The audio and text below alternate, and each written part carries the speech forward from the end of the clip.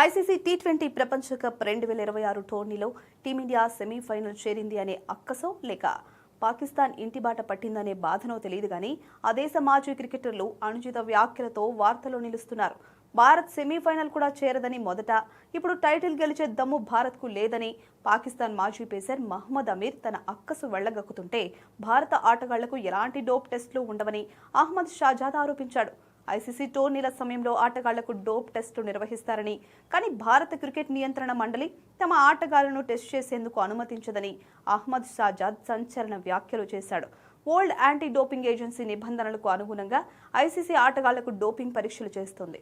నిషేధిత పదార్థాలను గుర్తించడానికి ఆటగాళ్ల నమూనాలను సేకరించి పరీక్షలు నిర్వహిస్తారు. క్రికెట్ పారదర్శకతను కాపాడడానికి టోర్నీలు ఇతర సమయాల్లోనే ఈ పరీక్షలు నిర్వహిస్తారు.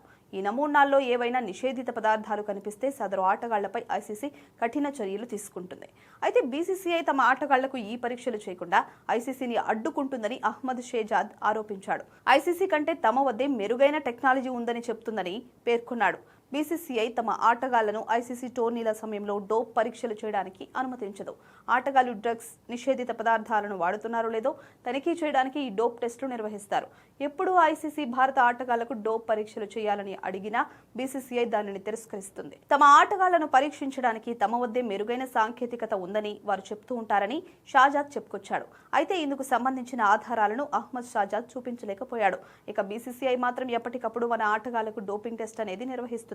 గతంలో భారత యువ ఆటగాడు పృథ్వీ షా ఈ డోపింగ్ టెస్ట్ లో నిషేధిత పదార్థాలు వాడినట్లు తేలడంతో అతనిపై బీసీసీఐ చర్యలు తీసుకున్న విషయం మనకు తెలిసిందే.